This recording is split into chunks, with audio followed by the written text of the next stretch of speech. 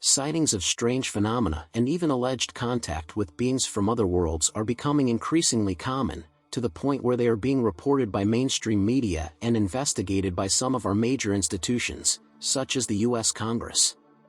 Coincidentally or not, the Vatican has just issued a new protocol to evaluate and recognize possible supernatural phenomena. This publication emerged amid a vast history of discussions and controversies involving the central office of the Catholic Church, one of the most powerful organizations in the world, and the possible cover-up of UFO and extraterrestrial incidents. These occurrences might include conversations between popes and aliens, leading to new interpretations of known and canonized phenomena of faith, such as the apparitions of the Virgin Mary. There is suspicion that the new norms might be trying to cover up a revelation that could be made at any moment. Stay tuned to understand what is really happening. The new guidelines for evaluating the veracity of supernatural events were disclosed in a document issued on May 17. Among the main objectives is the investigation of alleged miracles, such as weeping statues or crucifixes that ooze blood. Phenomena like these are not so uncommon, and you've probably heard of something similar over your lifetime. When such events are certified by a religious authority like the bishop responsible for a diocese, for instance, it is common for the location where they occurred to become a pilgrimage center, shaping the faith of thousands or even millions of people. With this in mind, the Vatican decided to change the way these phenomena were investigated. Until now, much of the inquiry could be conducted locally, with the bishop, archbishop, or a similar authority guiding the process and legitimizing the miracle, depending on the matter and scale of the phenomenon. This was possible thanks to a manual in effect since 1978 called on a method of procedure in discerning alleged apparitions and revelations, which was also drafted in the Vatican. However, from now on, the Vatican's doctrinal office has removed this autonomy from the episcopate, transferring it to the Pope and the central offices in Rome, making it mandatory for all decisions to go through this instance.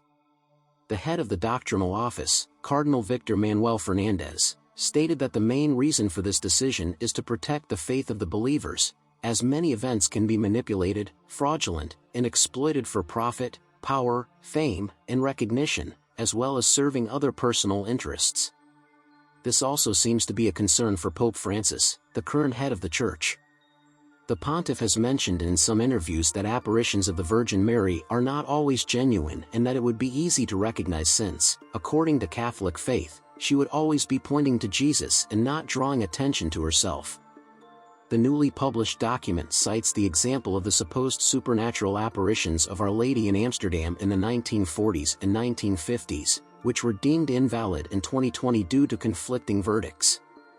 Furthermore, there are many other cases where seemingly transcendental phenomena were debunked, revealing frauds or natural explanations for what was perceived as extraordinary.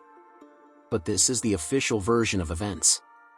The new norms also mention apparitions, visions, and revelations that are shaped by faith but could easily be confused with sightings of beings of light happening worldwide, which can be identified with UFOs and extraterrestrials. Ufologists and enthusiasts might find these interpretations even more intriguing.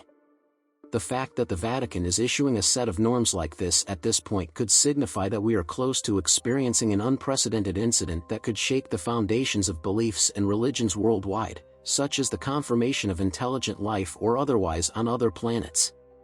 Following this perspective, the Church could have a history filled with ufological incidents supposedly masked with elements of its doctrine. Have you ever heard of something like this? Let's look at some examples.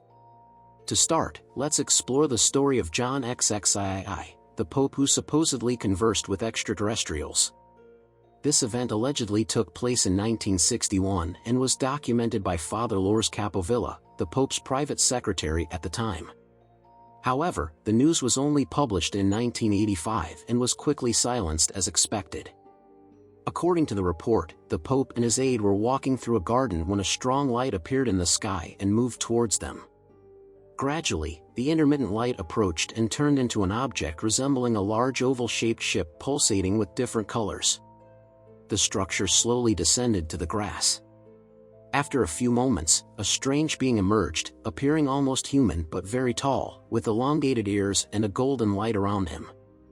Perhaps out of reflex or fear, the Pope and his aide knelt, as they knew it was something otherworldly despite not knowing what it was. After spending some time in prayer with their heads bowed, they stood up and saw that the being was still there. It was neither a vision nor a mere hallucination. Thus, the Pope decided to approach the entity and conversed with it for 20 minutes or more. The secretary was not called over, so he remained where he was. Although he couldn't hear anything, he saw his superior and the creature gesturing, indicating they were indeed communicating. After a while, the being turned around, returned to the ship-like craft, and immediately disappeared into the sky. Pope John XXIII returned and casually said to his secretary, "The children of God are everywhere, though we sometimes struggle to recognize our own brothers." They then continued their walk as if nothing had happened, never mentioning the incident again. In his notes, Father Loris Capovilla stated that the incident and the subject never left his thoughts. On other occasions when he was with the Pope in the same garden, he was certain there were UFOs in the area, as he observed several lights moving in the sky, but he never had a similar encounter again. Pope John XXIII passed away 2 years later, in 1963, taking his version of the events with him. This occurrence is not well known to the public, unlike the next one, the apparitions of the Virgin Mary in Fátima, Portugal. If you are Catholic, you are likely familiar with this title of the Virgin Mary, but it is almost certain that you are unaware of this other perspective. In the early 20th century, Portugal was in a complicated context. The country was ravaged by a bubonic plague epidemic in 1899. The Portuguese Republican Party deposed the constitutional monarchy to establish a new political regime in 1910, and the First World War caused unimaginable devastation in Europe starting in 1914. Amid all this, on May 13, 1917, in a region called Cova da Iria, 3 children witnessed an unprecedented phenomenon. Lucia, 10 years old, and her cousins Francisco and Jacinta, 7 years old, were herding their sheep when they were startled by a loud lightning bolt followed by the apparition of a beautiful lady in white over a holm oak, a tree typical of the region. The figure appeared young, wore a cord around her waist, and was surrounded by a bright light that dazzled their eyes. She told the children not to be afraid as she meant no harm and that she had come from heaven. She instructed them to return to that spot on the 13th of each month to receive new revelations. Although she did not reveal her identity, everyone around the children interpreted the phenomenon as an apparition of the Virgin Mary, given the prominent Catholic religious context of the time and region. The event repeated in June, July, August, and September, always attracting more witnesses. The climax occurred on October 13, 1917, when more than 50,000 people witnessed what became known as the Miracle of the Sun. It was raining heavily that day, and the crowd eagerly awaited the manifestation of the Mother of God.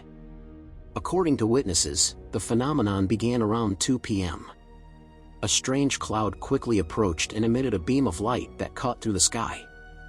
A silver globe detached from it, headed to the holm oak where the figure usually appeared, conversed with the children as usual, and then returned to the globe. At that moment, the rain stopped, the object took the place of the sun, and started moving across the sky. A strong heat wave dried the wet clothes and even burned some people's skin. Witnesses claimed the object emitted lights in various colors, and just before it disappeared, they glimpsed beings inside, which were interpreted as members of the Holy Family. All this shows that depending on the perspective adopted, some phenomena can be interpreted through religious parameters and recognized as miracles or supernatural experiences. However, removing the concepts of faith, these episodes could easily be recognized as encounters with beings from other planets. This might be the Vatican's concern, aiming to centralize decision-making power in its headquarters. Perhaps we would not have difficulty dealing with the fact that there is life outside Earth, especially in the case of unicellular beings. But could we handle the possibility of life in other dimensions or entities of existence? Only the future will tell. Until next time.